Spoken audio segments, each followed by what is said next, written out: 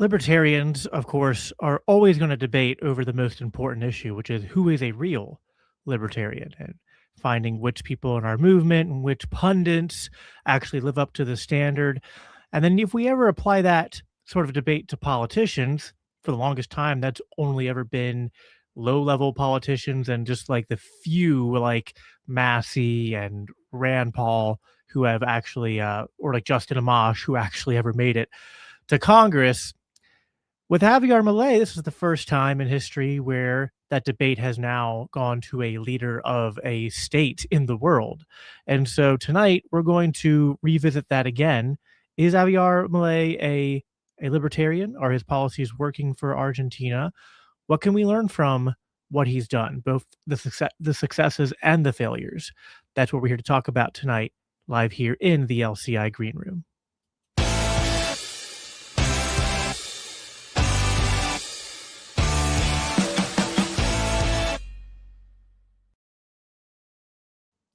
Hey everyone, I am Jacob Winograd. I'm your host most of the time here. I'm still trying to get the rest of my gang here at the Christians for Liberty Network to step up, maybe be a little bit less, they're too stuck in the podcast world. They're not as hip as I am, I guess, with doing the live shows.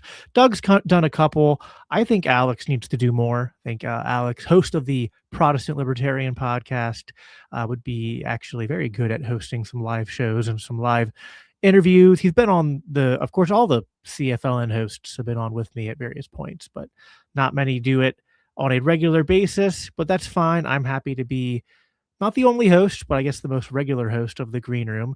I am the only host of my own show, the Biblical Anarchy Podcast, which comes out bi-weekly. We just had an episode where, that's actually an interesting debate. Total sidebar. Is it bi-weekly or do you say every other week? Because bi-weekly can mean twice a week. But yeah, my show comes out every other week, to be precise. And we just had an episode come out where we went over two hard questions for Christians, especially within political considerations, which is, are Christians permitted to vote and are Christians permitted to serve in the military? That second one's especially something to be thinking about right now as tensions rise up with Iran, and there's already a increase in the amount of those who are enlisted filling out and filing the conscientious objector forms to try to get out of getting in the never-ending march towards World War III. But tonight, we're not here to talk about American foreign policy, at least not directly, and we're not here to talk about even America. As I said in the cold intro, we're going to be talking more about Argentina, Argentinian politics, and Javier Milei, who it's now been over 2 years since he was elected, which I will say, no matter where you land on him, it's at least something substantial in the development and history of those who value liberty and libertarian thought.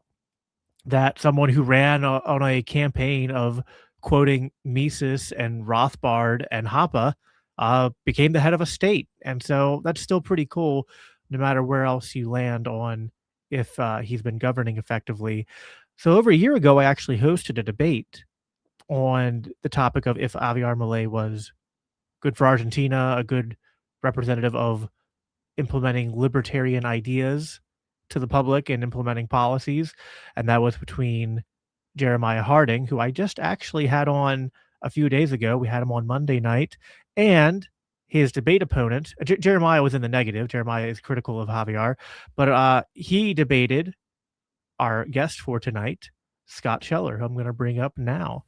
Scott, how you doing tonight, man? Great to see you, man. I'm doing well. Yes, this will be your second time on the show, although first time where you're going to be riding solo. You're one of the lucky chosen few who came on first to jump into the debate ring with Jeremiah, nonetheless. And there were definitely, that was a very friendly debate, but there was definitely some fireworks and contentious moments. But I definitely recommend people go back and watch that. I had to go back and rewatch it and pull the transcript up to pull some points because I thought it'd be good to go back and reevaluate some of the things that we talked about then and see where we are now, see what we got right, what we got wrong.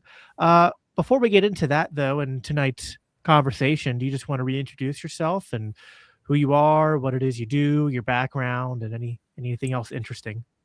Yeah, for sure. I live here in New Hampshire. I'm a free stater. I moved here in 2018, and um, I became interested in Argentina most mostly after I met my wife.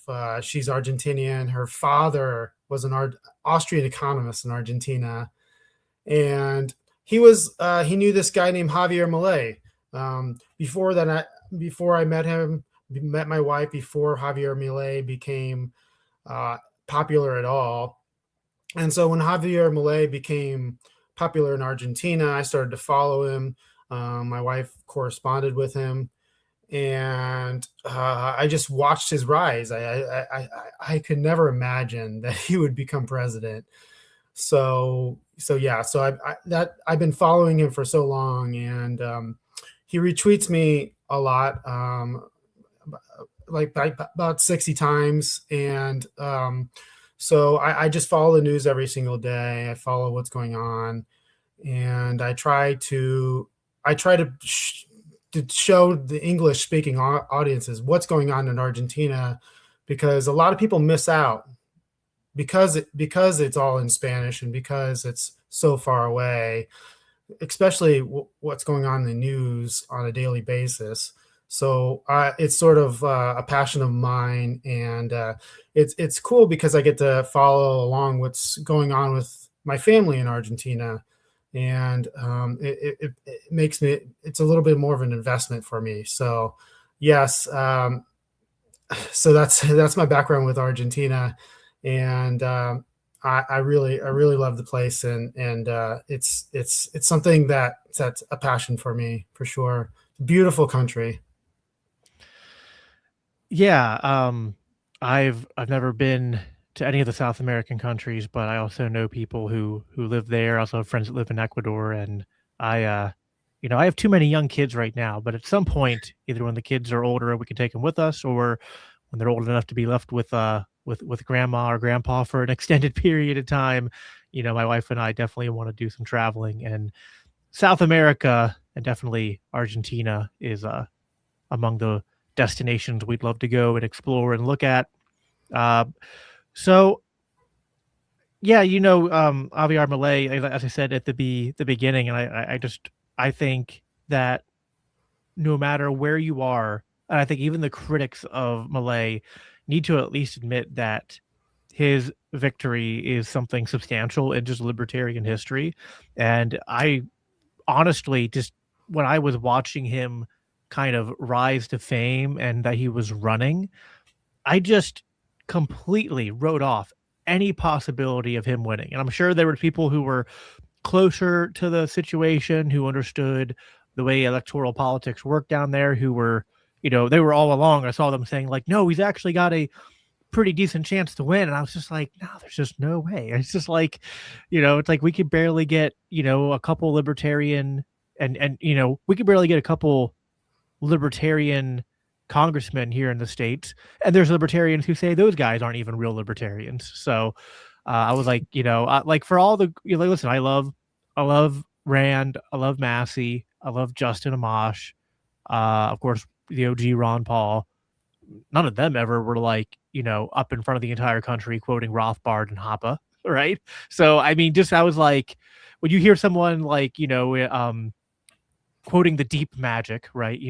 So to speak, you're like, okay, well, that's cool, but like, there's no way they can win. So the fact that he won, now I don't know how much of that had to do with the fact that he was quoting Rothbard and Mises and Hoppe, but still, I just think it's really cool. There's definitely got to be, I'm sure, you probably know this more than I do, although I've encountered more people since his victory. Like I'm part of a whole Discord group that's just a bunch of uh, libertarians and liberty activists from Argentina who were like part of that grassroots movement to support his rise.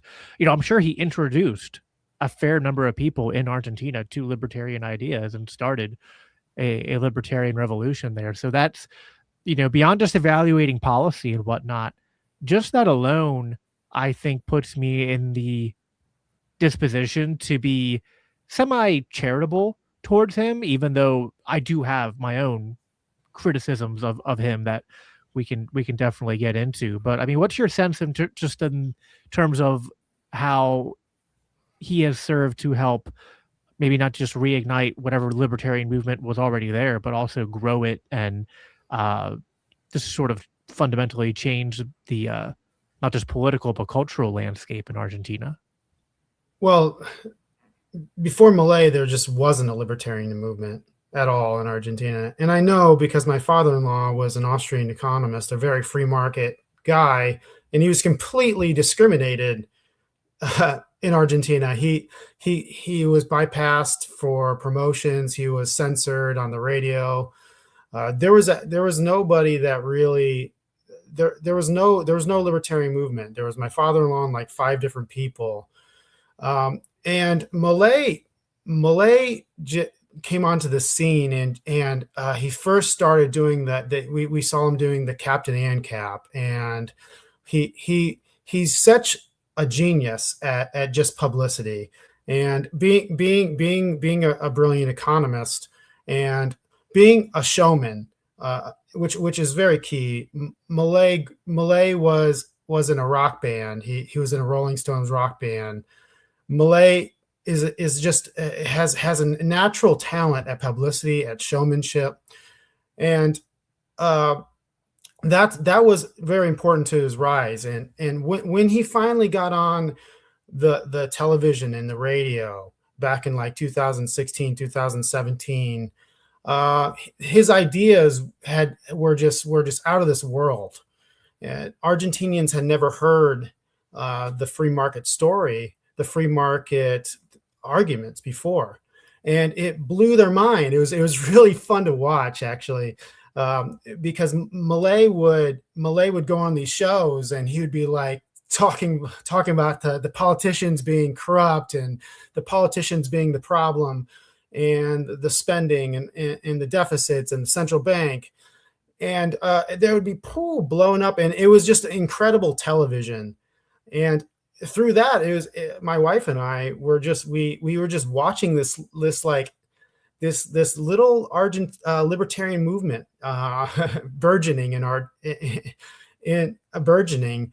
And you'd see on Instagram all these people starting to make libertarian arguments, and it was really kind of fun to see. It's like, that's a Milei guy, and they'd be so unlike Milei, not very diplomatic, not great manners, but they were fun, and that was part of his rise. They called him the Gordos, or the Miller intellectuals. And it was this group of young guys that went on X and became some of the most interesting and passionate people. It was like the Ron Paul movement if you had social media. So Milei's people like became the most influential people on social media, and his opponents really kind of thwarted social media. They were extremely boring on social media. They were typically like the politicians, and then Milei just dominated social media. He used it like FDR used the radio, or Kennedy used the television. So that was Milei. There's never been a politician as good on social media as Milei, and I think even better than Donald Trump. Yeah, I mean, certainly more. I mean, more lively than Donald Trump. Donald Trump never held a chainsaw and used it to talk about slashing government. So yeah, the symbolism Milei has, the slogans are always the publicity stunts they're so genius. see, like example, see, like you say that. I don't mean to cut you off, but like I guess just when I was watching them, I just thought, people are just going to think this guy's crazy, right? I mean, because I was like, you go to most normies and you talk about slashing any government program. I mean, there might be a couple that they'd be willing to listen to, but like the chainsaw stuff, the one where, of course, the famous afuera, where he's just like, going to every single agency and just like, keeps like two and the rest of where, I mean, it was just wild to me that people weren't instantly afraid and turned off by that. Well, in 2023, when all this was happening, they had 200% inflation. Okay. And Yes. that makes you afraid. The prospect of becoming Venezuelan, having 90% poverty, makes you afraid. The fact that everybody knew that the government was corrupt, and that there were many people that had jobs. They call them gnocchis. They don't work, but they get paid at the end of the month. Right. And everybody knew that it was a problem. Everybody had a sense that the government was messing people over. You couldn't start a business in Argentina. You couldn't import or export in Argentina without a bureaucrat.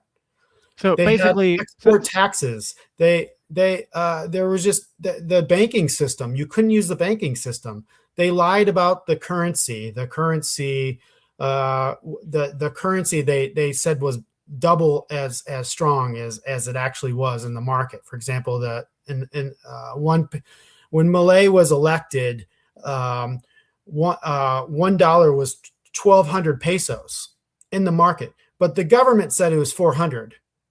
The government, so the government said it was almost 3 times as so that it was like a price. It was like a price ceiling on the currency, so nobody could use the bank system. And if you wanted to buy dollars, it was very cheap because of the distortion, and only a few people could buy dollars. But if you wanted to buy pesos, like if you're visiting Argentina, it's extremely expensive. If you want to use your credit card, it's extremely expensive. You can't use your credit card. You're going to pay double because that they want. So everything was so bad, and Milei was so good on those things.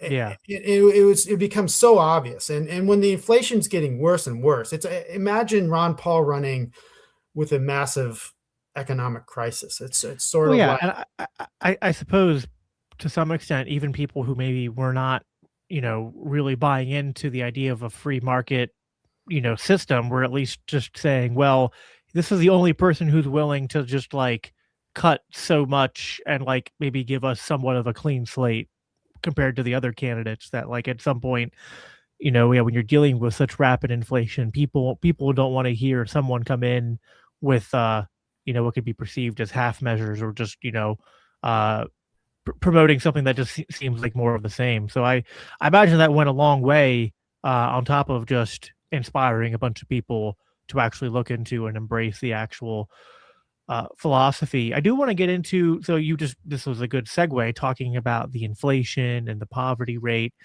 Over a year ago when I hosted that debate, you made a couple more or less predictions that inflation would come down and that poverty would come down correspondent with that. That does seem to have played out when you look at the metrics. I think last I checked, the poverty rate had dropped down to I don't know, like in the 30% range or it's something like that. 26% now. 26% now. It was Okay, about so 50 when Milei inherited the position. okay, so yeah, I mean, so obviously progress now. Now there is some other data that does seem to indicate that industrial activity, construction, and private sector employment are all down though significantly. So is the recovery, is it broad? Is it only seen in a few areas? What's your assessment of the the economy there in terms of not just the metrics of just like looking at poverty rate and whatnot, but also just um the degree for people and if you had to put it in kind of layman's terms, the degree for your average Argentinian to uh just try to make a living for themselves and put food in the family, just do kind of normal basic things. Yeah, so it in general, it's better for Argentinians, and also there's a lot of room for growth. Now, when you're talking about the labor force and the industrial growth, the problem with Argentina was they were so bad on business. They hurt the labor laws and etc. were so bad. The taxes for businesses were so bad that they made in business impossible. And so what the government did to have any sort of business activity is they would protect them, and then they would subsidize them. And they became this part of this caste. So, and they really, these businesses, literally like businesses that would import phones, and they would import the parts of phones and reconstruct them. Okay. You couldn't just import the phone, right? Stuff like that. These businesses just were not competitive. If you could open up the markets. So, but their products were much more expensive for the average Argentinian. They were terrible for the consumer. So basically, when Milei's opening up the regulations, when Milei's opening up the markets, it's hurting some of these protected, uncompetitive businesses that couldn't compete in a market, that were basically propped up by government. And so when Milei is opening up trade and opening up all the markets and deregulating things so people can actually compete, some of these businesses that are they're like the sort of like the villains in Atlas Shrugged. They basically rely on the government. They're basically get rich off the government, and everybody else is poor. And Milei calls them predatory businesses. And so these businesses are losing jobs. These businesses were getting all these crazy contracts. And so they're like in some of these sectors, there are some of these businesses that are struggling. But overall, but people are getting in some case a little bit cheaper goods like electronics and everything and some other things. So overall, the market is starting to work, and the more productive sectors are actually doing really well, like agriculture. Argentina is very, very known for its agriculture, and they had record agricultural harvests, record wheat harvests, record soybean harvests. So the lifeblood of Argentina, the mining, the agriculture, even the fishing, is the productive sectors are just doing so much better. So that's why Argentina had the highest growth, one of the highest growth rates in the whole world, in all of Latin America, is because their productive sectors are doing much better. And that's because Milei has deregulated them and cut taxes. He's cut the export taxes a lot. He has deregulated them a lot. And thus they are producing more. When you cut taxes and you produce more. So in regards to like the future and employment, Argentina had the worst labor laws in the world. It was basically impossible to be an employer, and there was the amount of lawsuits you had if you were an employer was absolutely insane. Everybody got sued constantly, and they always lost if you're an employer.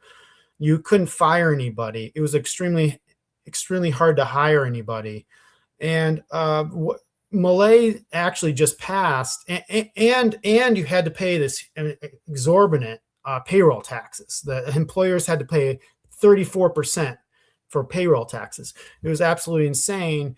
So Milei actually a couple of weeks ago, actually right before the Iran war, passed a labor reform that I think will cause a boom in their or actually cause their markets to do much better, because it lowered it greatly freed the labor market, lowered the payroll taxes, allowed for more efficient hiring and firing, or cheaper hiring and firing, and essentially got rid of this massive lawsuit problem. That and like they would, even compared to the USA, they would have 10, 15 times more lawsuits than we have in the USA for employers, probably more than that. So this will allow for more hiring, and as Argentina as Argentina becomes more trustworthy of a country, as investors and their country risk drop, and which it has been, Argentina is going to get loads of investments, and I think their economy could grow, could continue this rapid pace of growth. So in a lot of ways, wages are higher than Milei took office. There are positives. The industrial output largely is because some of these protected firms are no longer protected. Yeah, so that makes sense. What about, so you made the point last time that rent deregulation would help with like housing prices, and that certainly does seem to have helped in the macro picture. Supply of housing supply and rent and all that has doubled, and I think prices have dropped around like 25%. So there's in one hand more people getting housed, but there's also been reports of homelessness problems, especially in the city of, and I might butcher this pronunciation, Buenos Aires. Buenos Aires. Yeah, so which their government reported a 30% spike in street homelessness over this kind of same period, with about 300 new people hitting the streets every month at the peak of that problem. So what explains that sort of discrepancy between the housing getting cheaper and more abundant, and yet there being an increase in the homeless problem? Well, so Buenos Aires, you'd have to go there. It's surrounded by slums. In these slums, I mean, technically they might not be homeless, but but these slums and prime real estate were just built essentially overnight. When it rains and stuff, it floods. So to say that you increase homelessness, first of all, I haven't even seen these statistics, and I look at it very much, but I think it's kind of a joke when you look at the huge increase in these slums, and these slums didn't even exist 20 years ago. So so Buenos Aires is in a lot of these places had massive makeshift housing made out of everything you could possibly get, and so this and these things have grown and grown and grown as people have gotten poor in Argentina. So to say that Milei has increased homelessness, when 20 years ago these slums, which housed hundreds of thousands of people, didn't even exist, and people actually could live more in more like proper housing, is kind of rich. The 50% poverty that Milei inherited was prior to Milei. The poor conditions that Argentina experienced was prior to Milei, and by all metrics, from independent resources to the government to UNICEF, when they do research on children, poverty has declined.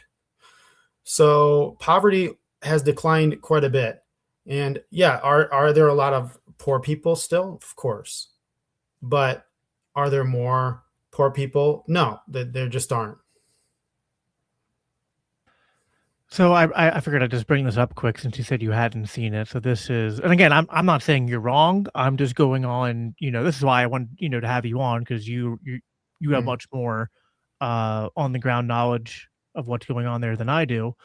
But in terms of what's just being reported, so this was an article in the Buenos Aires Times.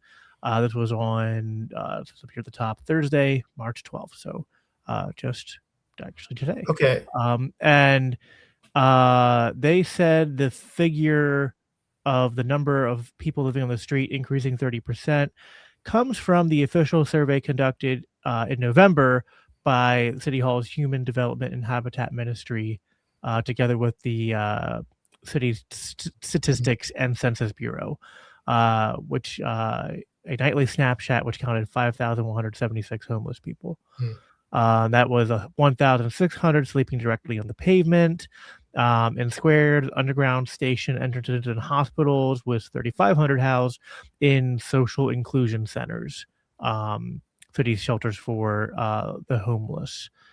And that's compared to November of 2024, where it was 1,236 people were recorded to be living outdoors. So that's where they're getting, I guess, the information from. Well, I mean, I find it a little rich when, like I said, you can look at the total slums around Argentina, which if you drive by them or go to them, they're very dangerous. But if you drive by them, you're shocked at how bad they are. And these didn't even these didn't even exist 20 years ago. And if it rains, they collapse, people die. So to try to claim that Milei is increasing homelessness or increasing poverty, I think is a little rich. And we're talking about hundreds of thousands of people live, not just a few thousand, hundreds of thousands of people live in these slums. 50% of the country was in poverty, and that's not poverty in the United States. That's Argentinian poverty. That's making $200 or less than $200 a month poverty. Okay, so yes, Argentina still has a lot of poverty, but to say that it's getting worse, very few people would say it's getting worse. And then the 200% inflation and what was going on. So, yeah, no, that's fair. So, there are other accusations that some not, you might hear this from liberals, or you hear this from, even some libertarians and anarchists. We're not just saying Milei isn't libertarian enough, or not, just criticizing him and saying his policies aren't working. But there are some who even go as far as to say that he's in some points actually promoting outright authoritarianism or fascism. They'll look at things like expanded military spending, AI surveillance, things that are making it easier for the police to use lethal force, crackdowns on protests, and increasingly governing through executive decree rather through the legislator. So where do you think, are there any of those criticisms that you think have any merit? Do you think some of them are just wrong, or do you think some of them are coming from a flawed perspective? What do you say to the types who are approaching Milei with those sorts of meta criticisms, and also on those specific points where they think that those specific actions and policies aren't justified? Yeah, so most of those are exaggerations, or just don't understand the situation. For example, on protests, Milei still allows protests. What was happening in Argentina is that these groups, and some of them were the unemployed unions, and these groups that got money from the state welfare, that in order to get the welfare, they would have to sign off with this manager, and they called them managers of poverty, and they would take a cut of their welfare. But in order to get the welfare, they would tell them that they would have to march in the streets. And why? Because to demand for more welfare. So Argentina had over thousands of road blockages a year. And imagine, and especially in Buenos Aires, but all over the country. And they would destroy private property, burn tires, get unruly with the police. And imagine you live in Buenos Aires. It's the capital, but it's also the most populated city. It's where most of the business is ran. And every single day there's a protest and you have to spend an hour in your car. And that's how people had to live. You couldn't even travel anywhere a lot of days because they were protesting and blocking major highways, major roadways every single day. Every single day. And do you know what Milei did to crack down on these protests? He said, if you're blocking the roads, we're going to cut your welfare payments. That's what he said. Corta no cobra. And if your organization is funding this and we have to spend people to get rid of it, we're gonna charge the organization. And so overnight, all these road blockages just went away. So that's that one. On the executive order, the executive order was empowered by the 80 years of Peronist rule. So the country had almost 80 years of one-party rule, with some military dictatorships and some kind of different groups, but that are very similar, that have taken power. And guess what they did? They strengthened the executive order. And what did they do with it? They with the executive order, they started tons of these little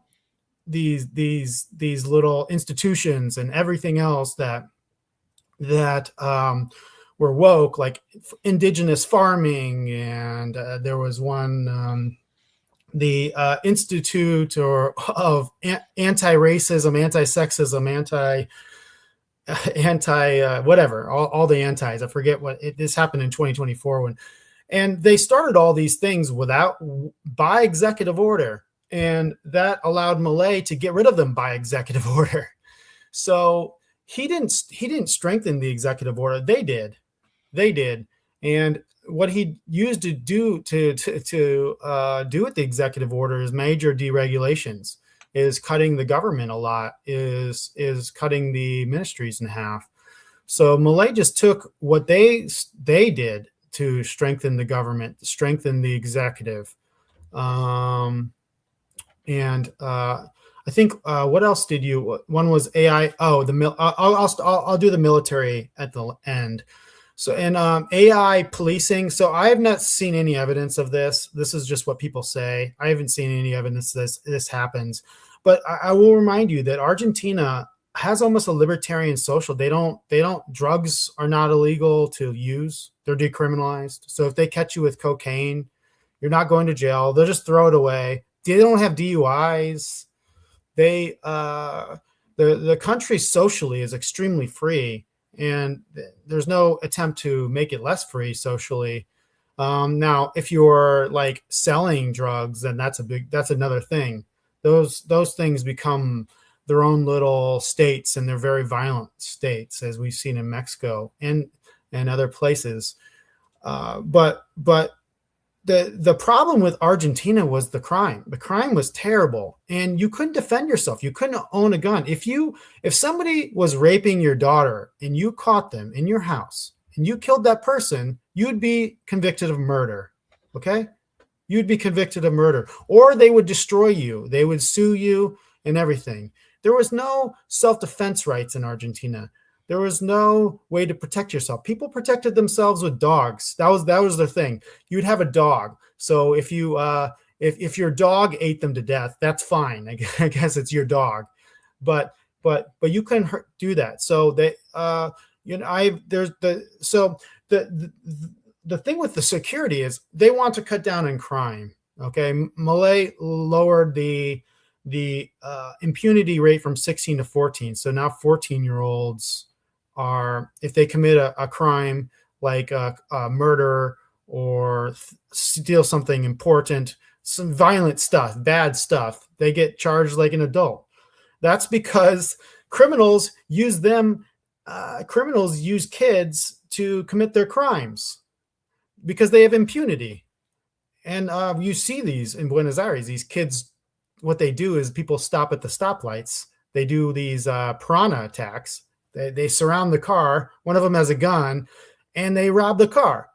So that's one way to get rid of it. So to do it is you have to allow, and if they get caught, no problem. They're immune to any criminal charges. So the problem is crime. So that Milei is trying to increase the security in the country, increase the lawfulness in the country, not crack down on social stuff, which, like I said, Argentina is pretty already libertarian in that way. So that's the crime, the AI thing. I also have seen no evidence that they're doing it or that at all. And then on the military, so the military, the Argentina's had quite a few military dictatorships. The last one was ended in 1983. And ever since then, they have not invested in the military at all. They have let everything they have is besides, I think Menem in the 90s bought a few things, but everything they have is from before 1980s. And it was not even well maintained stuff. They a few years ago they had a submarine that they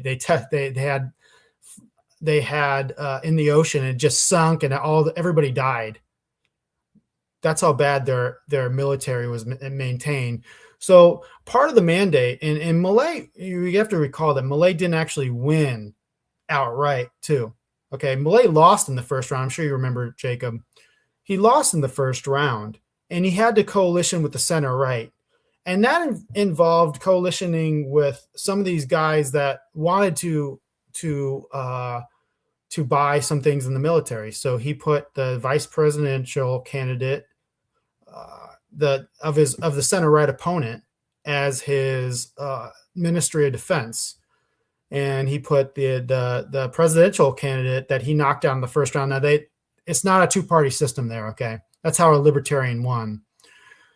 And he as his Minister of Security. Well, the Minister of Defense wanted to buy some F-15s, so they bought some old F-15s. Well, they haven't invested in their military in 40 years.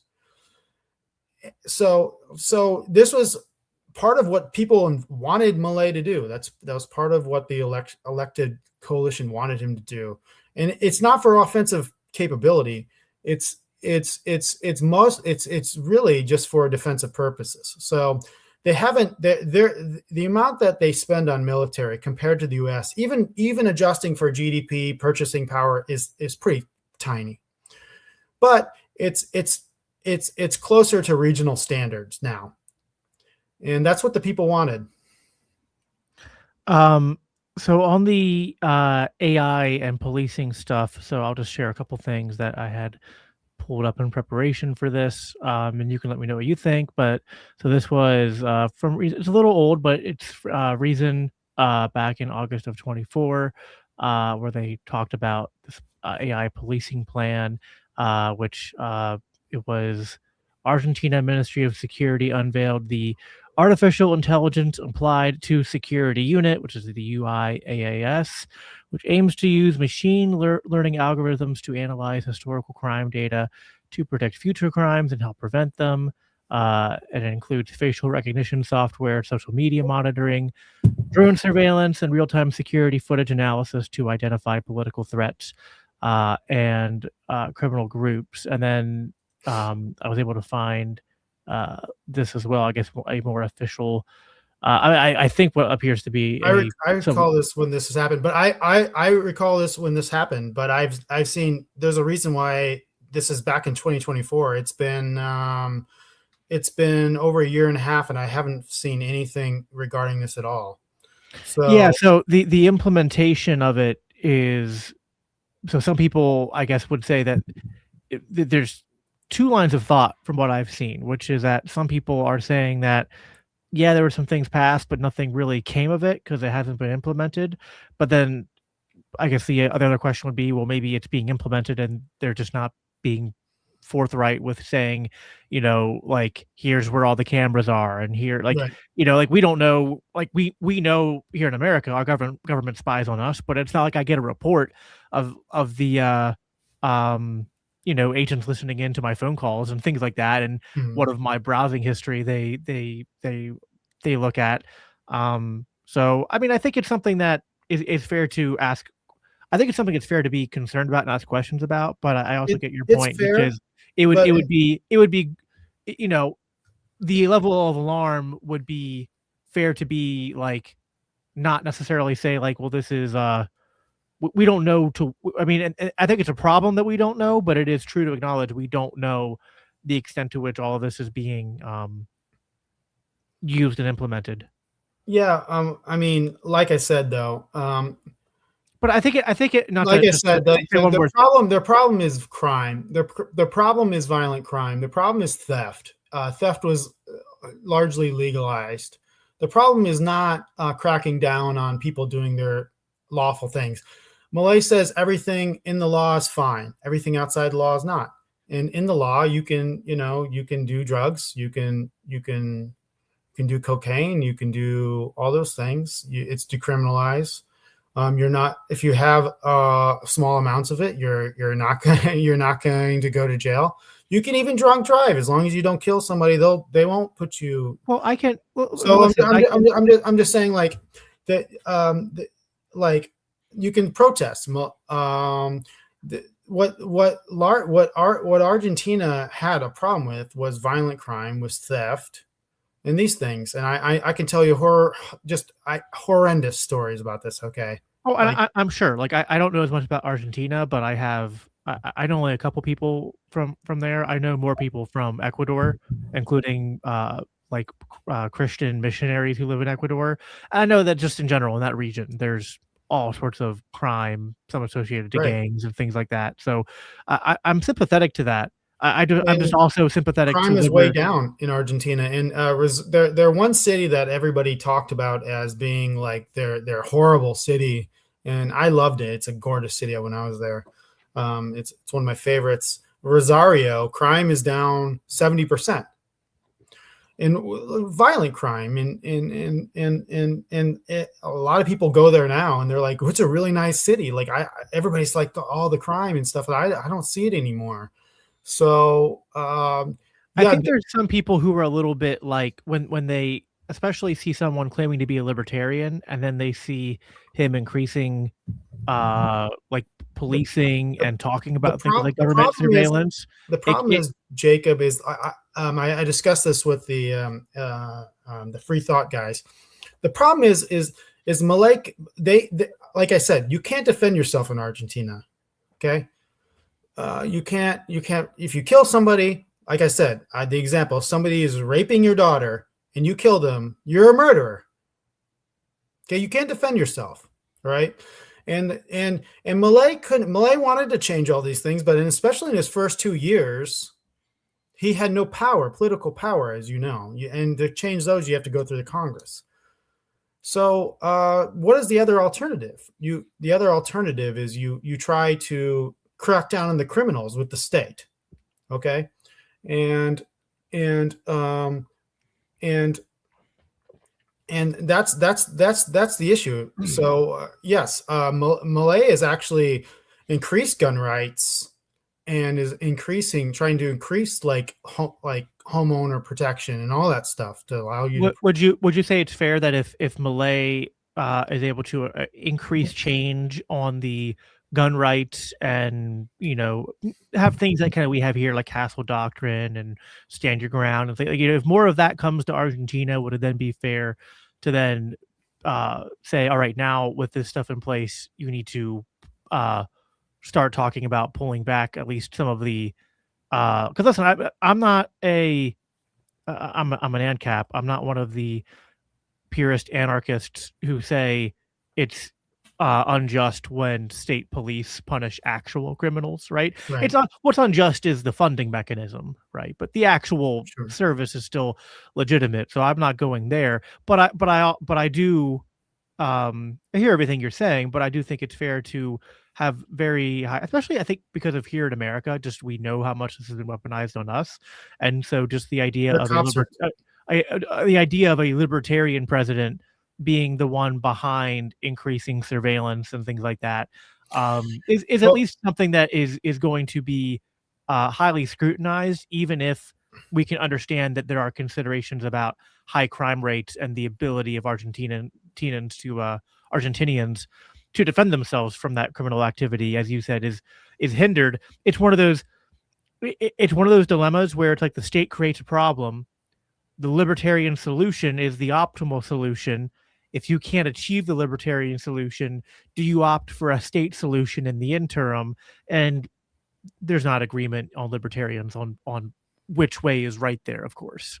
Well, their cops are different than ours. They're completely like traditionally they're completely worthless. Completely worthless. Like they even coordinating with criminals and corrupt. So they won't help you. But then that could also be kind of a like that's just the history of Argentina. Their cops are pretty worthless. But so, if the police are pretty corrupt, if the police are pretty corrupt, though, wouldn't that be a reason to not give them more ability to surveil people and more ability to? I mean, I don't know. I just I don't know. I'm trying to hear what you're saying, but they're yes, but they're refocusing the cops more on crime, and that's the goal. So more actually fighting crime. So the emphasis is actually fighting crime and not being corrupt cops. Is in some cases it speaks for itself. And now I must say that the provinces do a lot of their own they just like in the states and the town municipalities do their own policing and stuff. And some of the ones are done fairly well, like Cordoba, and then some of them in Mendoza. And Buenos Aires province is run by a Marxist, and it's horrible. So that's another thing is Milei. I would like to emphasize Milei is actually trying to decentralize the state. He's actually trying to give the power away from Buenos Aires and give it to the provinces. So it's not talked about, and that he talks about how that is the reason why the United States is what it is, the good place, because the decentralization, because the federalism, and that's exactly what he wants. Like more like before Lincoln, he really wants the central government to have very little power. So and it is fair to kind of point out, like I know I was raking you there a little bit, but I think that to your point, there is something where libertarians can be a little bit too ideologically possessed, in my opinion, where like we agree, I think we all should agree at least, that it's better. Decentralization is just always better. And if it's on the table, you do it. And there is the risk, of course, that when you do that, local governments might in individual instances start being more authoritarian than perhaps the more centralized power was. But that's just that is a trade-off that you have to live with, because at least if there's decentralization, there is something approximating a competition among these jurisdictions, whereas with the centralized monopoly without any kind of decentralization or something like federalism, you don't have that. So I think it's fair to I think so if some of the criticisms people have are because of the trade-offs of pursuing that, then I think that's one of those things where you just have to bite the bitter pill that some of that stuff's going to happen in the interim. Yeah, and I'm just saying that's not like people think that he's centralizing power and they're increasing the police. That's just not the truth. Milei is his part of his labor reform was like decentralizing power. He continues to do it, and he's trying to make the central government as well, and especially I can imagine. So if you had like a lazy, corrupt, more centralized police force, and then you start to decentralize that and have more of the provinces governing themselves. Well, if those policemen or police forces are being filled by people from those areas who are like, I want these streets safe for my family and for my children, and are fed up with the high crime rates, then, on a human level, you can kind of understand they might be like, we need whatever power we can, get a hold to like make the streets safer. I mean, and to some extent, I mean, at least that was kind of the argument Rothbard made too, right? Unleash the police and make the street. It's like almost like I think there's something to the argument where it's like if you have high crime and you don't fix that first, everything else you do is going to be hampered to some extent. So I am sympathetic They to it. I'm elected just him to do also, it too. yeah, I just think it's like uh, I'm not pretending I know what the right solution is. I just like I kind of see both sides here, which is why I tend to be kind of I'm always kind of in the middle on the Malay topic. I also wanted to ask you about there's been a couple accusations of different scandals. I guess there was like a crypto scandal that he was apparently accused of being involved in with like one of these things where like a currency comes out and then tanks, and I guess he had I think it was called the Libra Mhm. coin or currency. What's the story there? The story is that because Argentina has been so mismanaged over the years, they have no capital markets. Like they have no way to raise capital really for businesses. And there was a lot of these meme coins, like Trump Trump had one that were going on, that were raising a lot of capital and stuff, raising a lot of money, and some of them tanked, some of them didn't. And Milei saw it as an opportunity to potentially try to raise money for Argentina. Um, he was convinced by these tech guys that they could raise a lot of money for Argentinian businesses. So for example, they could start selling these meme coins, and they, instead of like, it would replicate in a capital market instead of and like, since they don't have capital markets, so businesses could start raising money. And that's what Milei thought. Now the guys that he went with, I don't think had any previous history of scandal. I'm not sure, but they did, when they did it, they did stack it or something like they call it. So they sort of rugged and tugged it. Now this was something that I don't Malay hasn't profited off of. There's no evidence of that. There is evidence that some people did, but but Malay actually was sort of hurt, like just anybody else. So he did a tweet and saying buy this thing, and so when they released this coin, it raised a lot of money, and then it crashed. But like when you're doing these coins, it's a casino, and that's what Malay said. It's a casino. That's, when you're buying these coins, it's a casino. It's and they were supposed to raise 100 something million for Argentinian businesses, but I think Malay's who he's not seem doesn't never not seem to be incentivized by money and trying to make money. I think Malay was a little naive in that trying to do it, but I see where he was coming from, trying to raise money for businesses, trying to create this market. And there was a lot of these meme coins going up, right? The Trump coin just was right before this.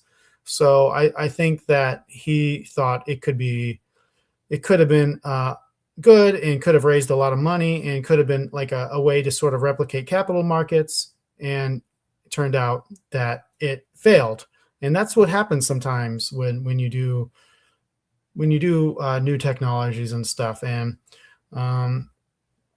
sure, it very slightly, I think, slightly hurt him politically, a little bit. Most people have forgotten about it, or because the things were getting better, they didn't really care. But yeah, that's the story. Most people don't believe that Malay was trying to do it maliciously, but it didn't turn out so good. Gotcha. Yeah, I have mixed feelings on the crypto stuff too. I mean, I do think that on one hand, like a good Austrian libertarian, it's personal responsibility. People need to kind of like know when they're investing in anything that there's risk and take on that risk. And if they gamble and it blows up in their face, I don't necessarily feel like.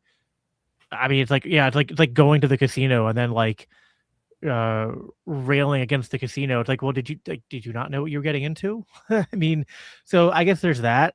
I also do understand though why I think it can at least appear and maybe feel a little bit slimy when like people who are in power are trying to do these things and there's at least the perception that they might profit off of them or that Mhm. they could profit off of these things while other people are losing money.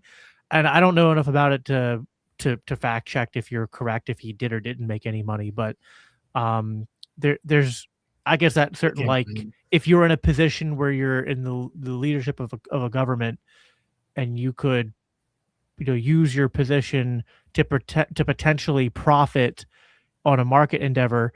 It's one of those. As an ANCAP, I don't even know where I stand on that because it's kind of asking a false question. It's like I don't believe in government to begin with. So, like, should the criminal organizations be allowed to do criminal, potentially conflict of interest Well, things? I don't know, but um, you know, can I put in yeah, sure, in that the agreement there were this coin was supposed to give a lot of money to entrepreneurs, to raise money for entrepreneurs, to a fund that gave it to entrepreneurs. So that was what the money was. Most of the money was allocated for, and um, I haven't looked in it, but the guys that ran it said they have 100 and something million for Argentinian entrepreneurs to put in a fund that they can get grants on and etc. So that was where the money was supposed to go. Yes, I do think these guys scam people, and I think they scam Milei too, to be honest. So, um, and yeah. and and There's so like, but they were going. These things were pretty hot at the time too. The Trump right. coin just came out. The I think Melania or had a coin that just came out. There was a lot of these coins coming out at that time. So I think people I think they convinced Malay to and all he did was do a tweet. That's all he did. He did a tweet said buy this coin. So not fair enough. Um, So something this might be where I'm the most critical of Malay, and this is something that came up in the debate as well. This idea of Argentina acting as kind of a vassal state for America and for American foreign policy interests, and the extent to which and it's not even just at times it doesn't seem like Aviar is just sort of gone along with things, but that he's like weighed in on uh, foreign policy events in ways that kind of cut against, where I think a sort of raw Austrio ANCAP should be leaning. I mean, this is of course one of the major reasons why Hoppe kind of disavowed Malay a little bit was because of his sort of willingness to sort of be a vassal of the American state, sort of taking the side of Israel and uh, Ukraine. And then, of course, I think there's even been, talks about foreign aid going from America to Argentina, or that there has been foreign aid. I didn't get a chance to to look into that bit specifically, um, but I'm sure that's one of those things where it's complicated because you can maybe feel like, yeah, Argentinians in MLA could be like, even with all their measures they're doing, they were climbing out of a hole. So maybe foreign aid from America and aligning with American foreign policy interests to get that can kind of make a little bit of sense in a Machiavellian way, but it's certainly going to be something I think libertarians are going to be frustrated on, not just for the foreign aid component, but also like, if we're gonna have someone in the world who's like, I'm a libertarian leader of a state, and then his foreign policy takes are just garbage, it's gonna be, even if it's a forgivable offense, it's still gonna be an offense. And that's kind of where I stand on it. okay, so I will say that Argentina was becoming a vassal state. It was becoming a vassal state to China, and with and they were joining BRICS, which BRICS, and this is a little bit of a rant I'm going to give right now. It's a little, but there seems to be a really large, big emphasis, obsession with geopolitics right now.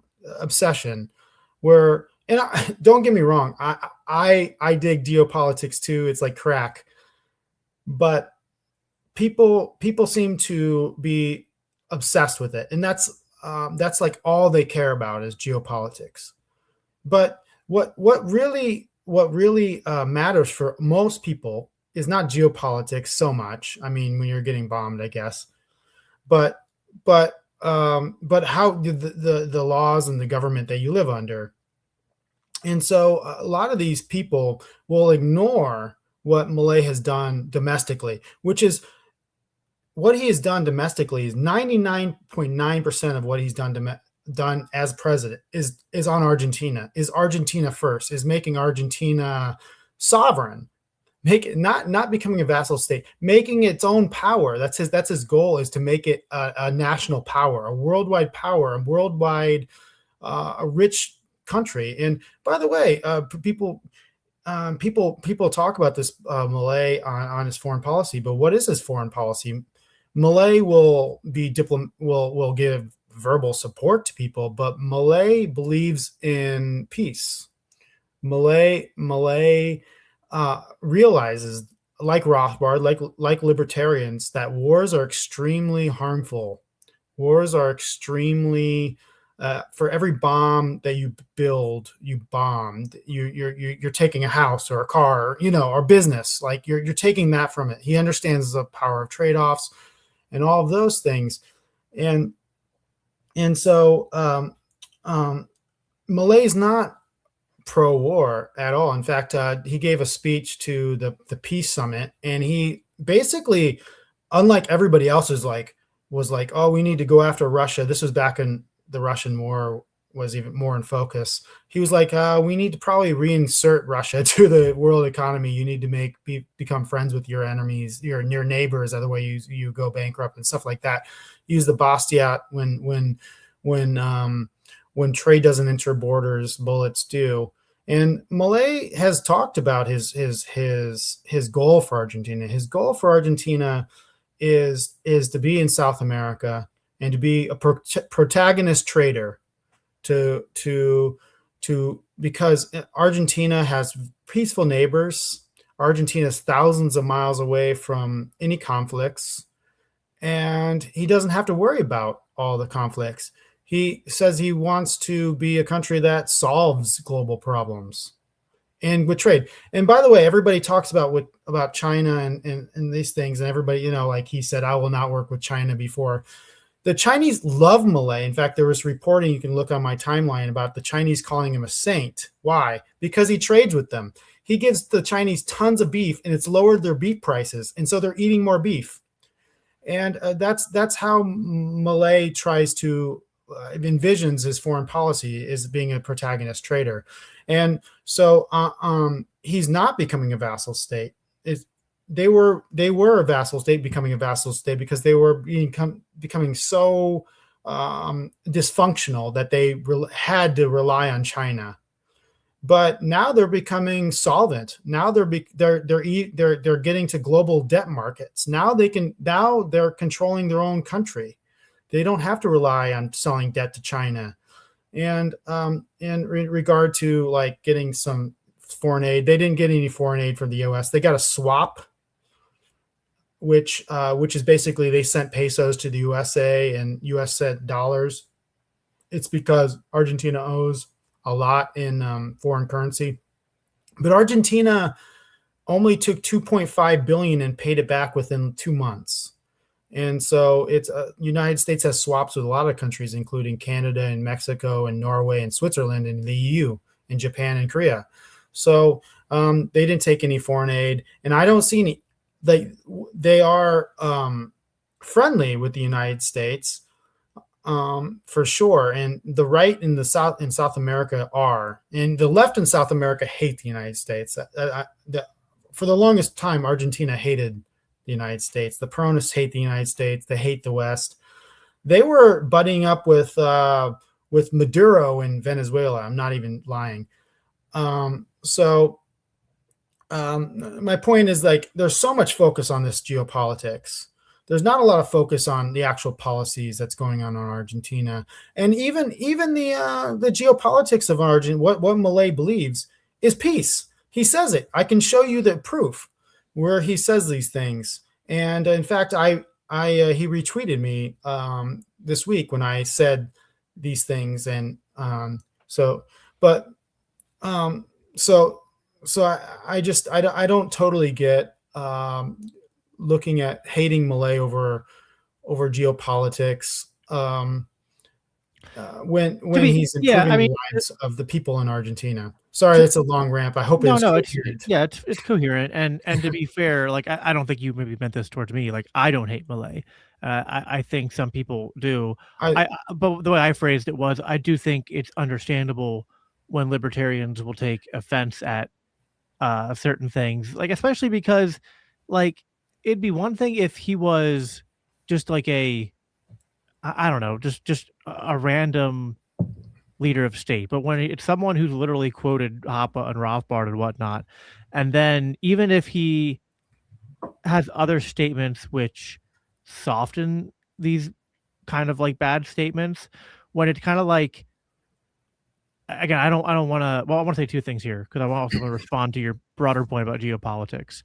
But, like, I do think that there is something about, like, he's acting out incentives, and he has to sort of choose not to say the brave, more correct thing regarding some of these conflicts.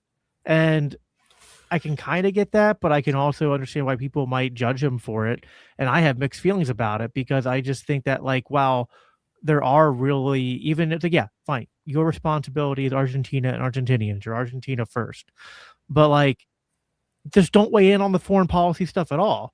But when you weigh in and it's in support of all of the American regime allies at the expense of, especially like in the Israel stuff, when we're talking about, just that, the horrible atrocities that have befallen the Palestinian people and how many people there have died.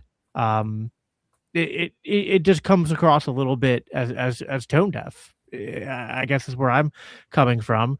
As far as the broader focus on geopolitics, I mean, I think on one hand, it's sort of an emotional thing because when you see war, it's ugly. And when you see, like, women and children and whatnot, in war-torn situations, I think people rightfully get angry at that. And also, I mean, it's just the basic, like, war is the health of the state. So, like, I feel like to some extent there is this sort of important. I think it's important for us as libertarians to kind of be talking about geopolitics because it's sort of like, because there is this belief in the need for an American empire, for American hegemony across the world, that then supports the idea of why we need the Federal Reserve and giant money printers and all this other stuff. And yeah, just like it upholds the sort of like liberal order, right? Or global order that we operate under, which we despise. And so, the connection between foreign policy and domestic policy is very real for Americans. And I think, so, I mean, even if you want to say there's some reason for maybe Milei not to be as animated by that, I do think that there is just cause for American libertarians and even European ones to be especially animated by that. I wish the United States had Argentina's foreign policy. I wish they just talked about, I wish he just gave diplomatic solidarity. I wish Trump just gave diplomatic solidarity to Israel and didn't send Israel any money. I wish I wish that they had Malay's foreign policy where and Well, I hear you, Malay but is not the United States. It's a different country. They have different goals. And yes, he wants to get along with the United States. The United States is one of the most capitalist with the best capital markets in the world. And yes, of course he wants to get along with the United States. Why wouldn't he? The previous government, the only people they got along with was like Maduro and all these people. And I'm being serious. So they're not the United States. Argentina doesn't have any offensive position, any offensive weaponry. They don't plan on buying any, and that's not their goal. But their goal is for Malay is to get along with the United States, which is the big boy on their neighborhood, and it's worked out for them. They just had an Argentina week this week, and they're getting billions of dollars of capital on Wall Street. This is private money, not any government stuff, but it's not the same. When people would toad and these people look at Argentina and try to act like Malay is the same as the politicians. Argentina doesn't have an APAC. Argentina doesn't have the same stuff that we have. Argentina doesn't fund wars, nor do they want to. And by the way, Argentina's been neutral for many decades. In World War I, they were neutral. World War II, they were neutral. They were largely neutral during the Cold War. They were neutral during the War on Terror. So they have a long history of not going to war, and Milei doesn't want to change that. So I just don't I'm not understanding. I wish the United States had their foreign policy of more of staying out of people's conflicts and maybe giving some diplomatic support to the people they like more.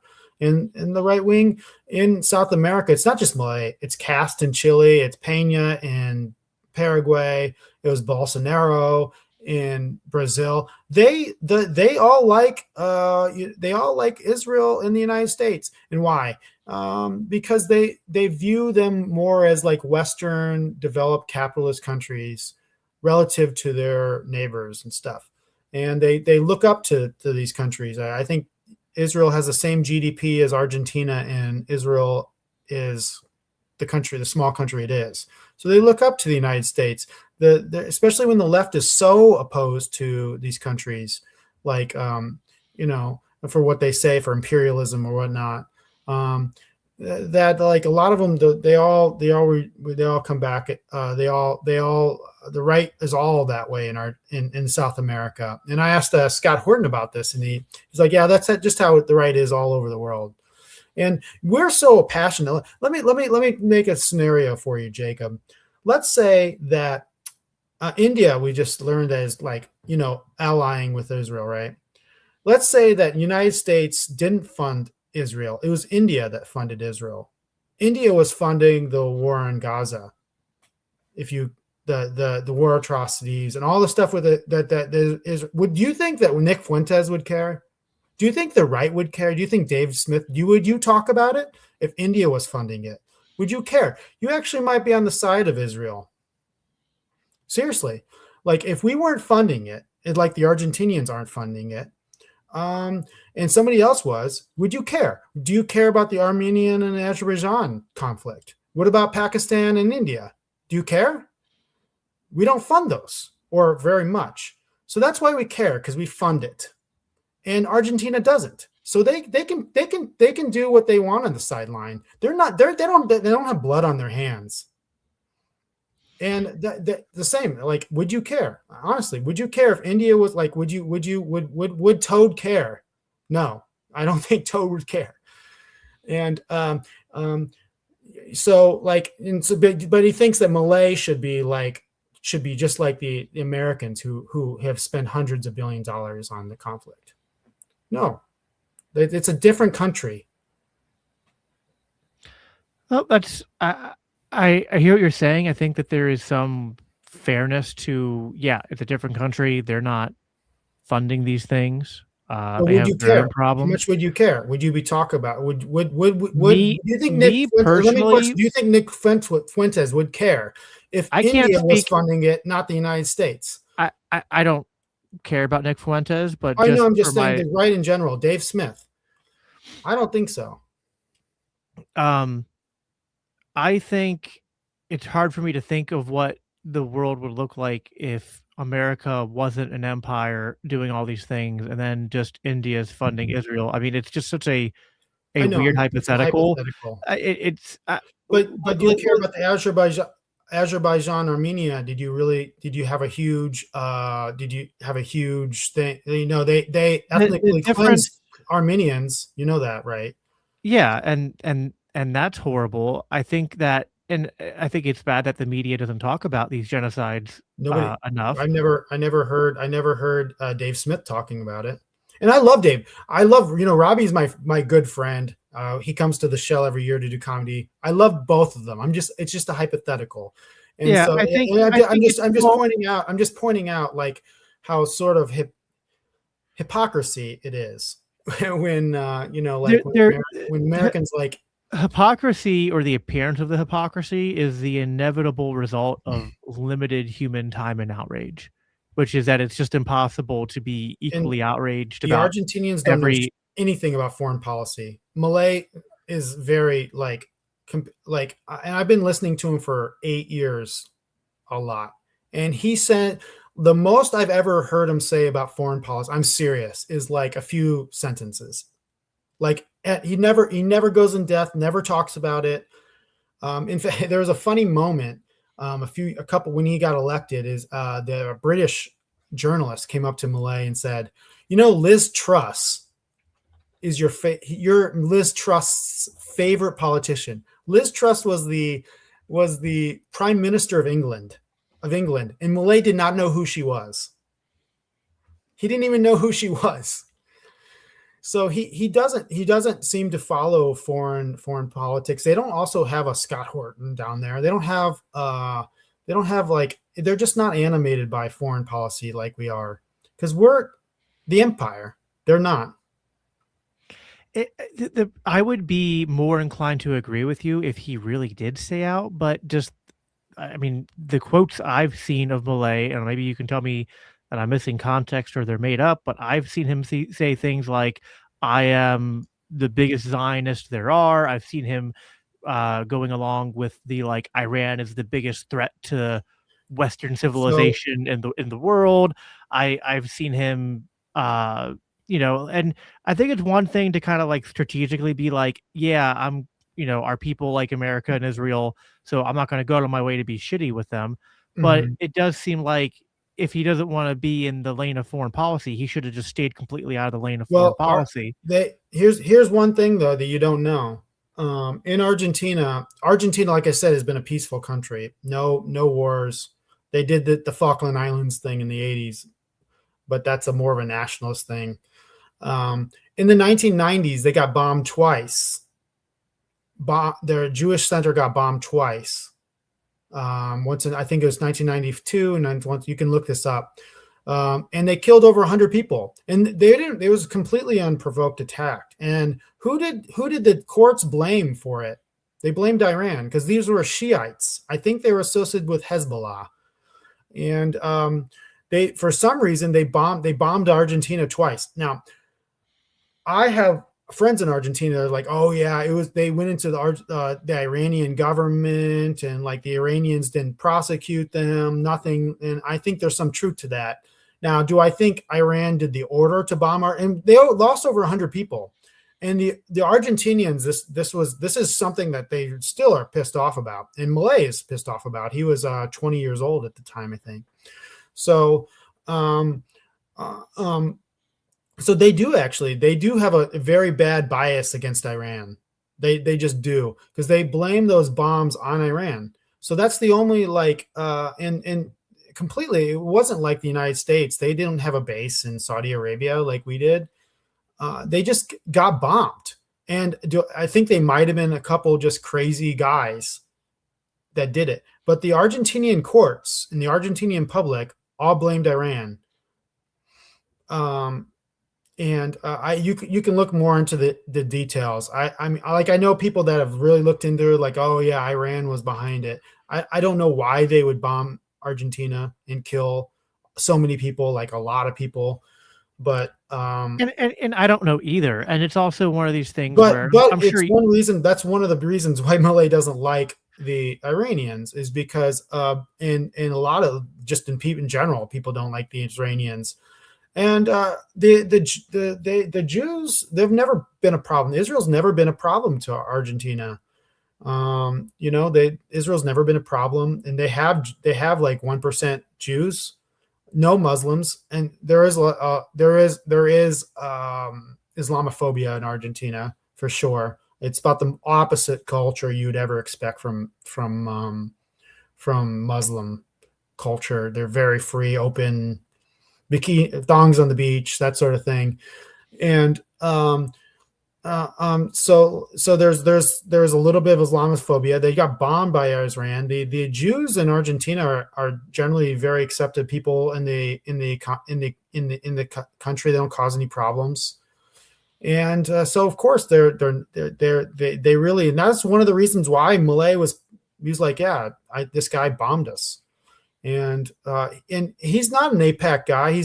Milei, just like he's a Catholic, but he likes the Jewish traditions and religion, and he kind of roots for them as a people. It's not out of getting bribed or blackmailed by them. He actually legitimately likes them as a bystander in Argentina. And listen, there are extremes in this conversation that I do my best to avoid. I think there are some people, like you mentioned, Toad, who Toad and I had a falling out actually, because he thought I don't go hard enough after Israel, even myself, and thought, and I'm Jewish. So, I mean, I'm Christian, but He's I'm one that ethnically Jewish. only cares about geopolitics. That's my point. I think it's more. I think I think he only cares about. Like I said, I do think geopolitics is important, but you should also care about the governments people run. Toad is more. People like in Daniel McAdams are way more sympathetic to like the Cuban government, which he's spent time actually with Cuban leaders of the Cuban government, chowing down or Maduro, than people like Milei. It's unbelievable. They won't criticize them, even protect them or chum with them. But Milei they just despise. And even Cast, I've seen Cast in Chile, who just got elected, despise. So, and but for some reason, then Orban, by the way, is a big Zionist, and they don't know what to think about him.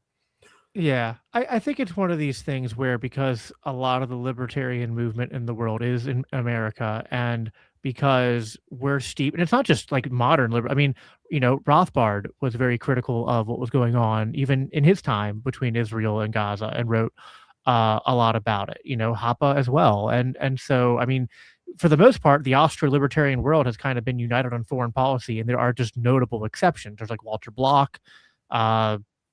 I can't even think of any other examples of Walter Block as a pretty, someone who deviates on that. But as I said, I think we can end this on this.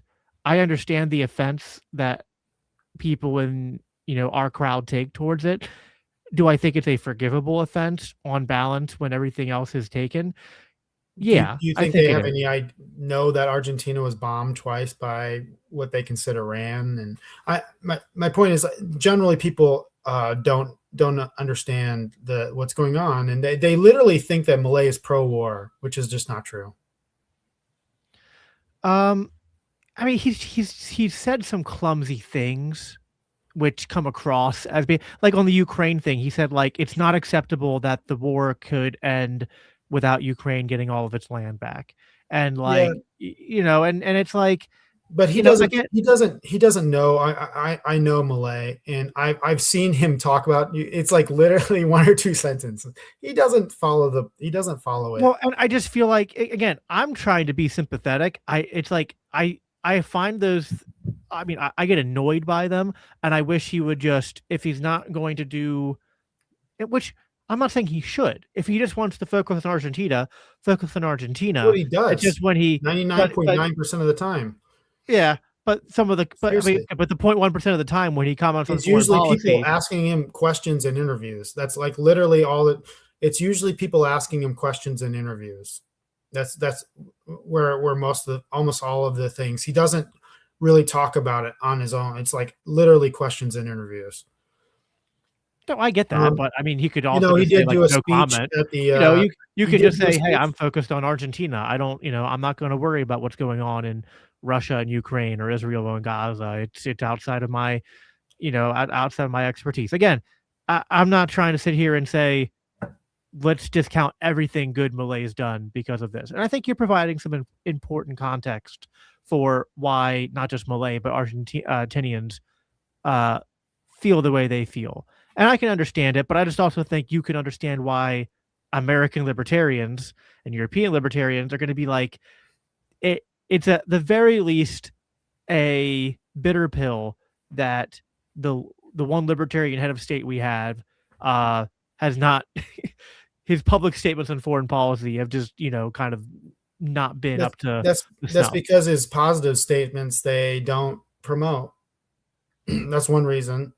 Nobody, if he says something like, I don't like war, I want to be a peaceful country that lives here in South America and trades with the world and doesn't cause problems, that never gets highlighted. I mean, I post Yeah. about it. I can prove that he says these things a lot. Well, Um, send me those posts and I will retweet them myself after the show because I do want to, if he said positive things too, then yeah, we should also promote those things and push back against because my frustration is I don't want to see the libertarian movement co-opted by people who have a more hawkish view of the world and foreign policy, and then they see Malay with some of his comments and there are people who I'm not saying they're the majority, but there's a small minority of certain types of libertarian and libertarian adjacent people, like Austin Peterson comes to mind, who are yeah, like trying to use Malay as like a model to be like, see, we can be neocons and libertarians. And that I'm sorry, like maybe I'm like one of these people that's not as far as that's not Toad, but still focused too much on geopolitics. But that stuff just pisses me off, and like it's I hard. said. I would love to have Malay's foreign policy. Yeah. No, I think you brought up some good points. And again, this was the stuff I knew would be the most contentious, but I think you have some legitimate points to his defense. And so um I don't have anything else, I think, in terms of questions about what was going on. I mean, I think, yeah, in general, like my biggest disappointments with Malay are on foreign policy stuff, but also like he's a South American president. So I We don't don't weigh that. I don't weigh, even though it bothers me, but it's not that I sit here saying, and we have to throw everything good he's doing out. I am still rooting for him. I'm rooting for Argentina. I'm rooting for them to be a beacon of liberty in South America. Um, I would caution him to like if there's there's a strategic point of aligning with America to some extent, but just beware the frog and scorpion. Uh, old wise you, tale as well. you So know the U.S. Cooed Bolsonaro, so like that's we know that. So I would advise not to get on the bad side of the U.S.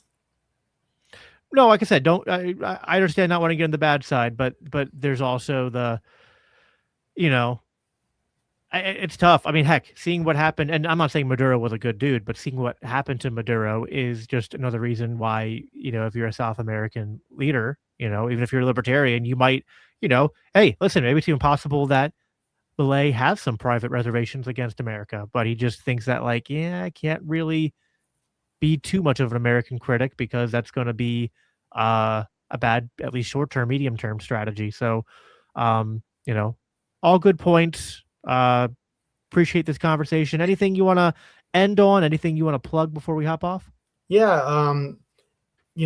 I live up here in New Hampshire, and we have one of the places. The only other place where liberty is winning besides Argentina is New Hampshire. And you're talking about politicians. We have so many people, Ron Paulians, hardcore liberty people elected in our state house that we run a lot of the government here. We have such an impact. We have the most amazing practical, brilliant state reps, 100 of them elected. They're incredible. And so those and the this is where the libertarian movement is working here. We have a beautiful, incredible, like, vibrant social libertarian culture here. I run a libertarian clubhouse that's wildly successful, but we have a lot going on here. And you need every libertarian needs to at least come up here once. I don't want to be, I know this is a Christian, but like this is like your secular Mecca. You need to come up here once and experience it. You can stay at my friend Dennis's Independence Inn, and he'll guide you to different things going on. But it's a wonderful place, and it's working. The concentration model is working, very wildly successful. And we get more and more people up here. It'll start working even more. We're taking over all the state government, all the town governments, all the counties. We're getting in the Senate. We have a potential governor candidate, and we obviously took over the House already. So and it's just incredible. So take a look about coming up here, visit the Shell, which I'm associated with. It's pretty cool. So yeah, come up here, hang out with us. There's a lot of really smart people up here and a lot of really fun social activities and everything from homeschooling to guns to crypto to everything, politics. Yeah, I have yet to make the Mecca trip. Probably next year. I want to Yeah, say. just let me know, man. I'll show you around. I was pretty intense in this interview. Most people know that I'm a pretty nice guy. Yeah, well, no, and I wasn't offended by any of it. And I mean, listen, it'd be weird to have two libertarians on a show and there isn't any fighting. I mean, come on. Anyway, that was a good conversation, Scott. Yeah, I look forward to hopefully coming to New Hampshire sometime soon and meeting you and all my crazy libertarian New Hampshire radicals up there. Pennsylvania is kind of like this weird thing where it sucks, but at least everyone around us sucks worse. Oh, I thought you were in Iowa, so you're even closer. No. So it's not even it's even closer of a trip for you. Yeah, it wouldn't be hard. The only thing holding us back right now is we have too many plans this year, and our youngest is only 1, so it's like, but next year she'll be 2.5 next year, so it'll be a much easier thing. But when we're also we're getting into camping, so I'm trying to actually level up our camping skills until so New Hampshire camping at Freedom Fest will be kind of the final boss of nice that Pork development. Fest, which they're changing this year, but I think it'll live on. So yep. All right. Well, good talking with you, Scott. Thank you, everyone, for hanging out with us. Make sure that you like this video, share it around. If you want more people to just hear more about what's going on in Argentina and what Milei is doing, and hopefully this was also a good example of how libertarians can disagree amicably. We need more of that in our movement. I am, of course, here every Monday evening here in the green room. But we've been doing more shows lately. I'm also going to be here sometime this weekend. I think it's going to be Sunday night, but we might even move it up to Saturday night or sooner with Phil Rain from the Libertarian Party Alliance. And then Dave DeCamp is going to be on the show for our next Monday night guest. And that'll be a little bit early, actually. We're going to be doing that at 6:00 p.m. That'll be on Monday the 16th. So make sure you are subscribed, get notifications, follow me at Biblical Anarchy, and talk to you guys soon. Take care. Have a good night.